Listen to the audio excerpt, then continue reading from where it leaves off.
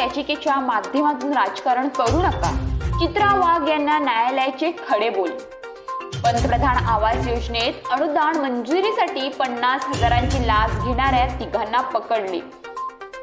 तर पुढची निवडणूक आली तरी मागच्या निवडणुकीतील मतदान यंत्रे गोदामातच सीलबंद.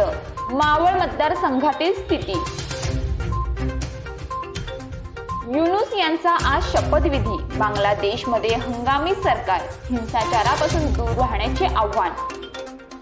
ओबीसींच्या महाअधिवेशनात फडणवीस यांचे कौतुक.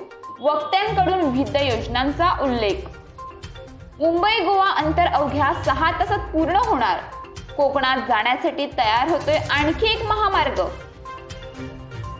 मिठागर मुंबई पोर्ट ट्रस्ट यांच्या जागांवर प्रकल्प बाधितांसाठी सदनिका.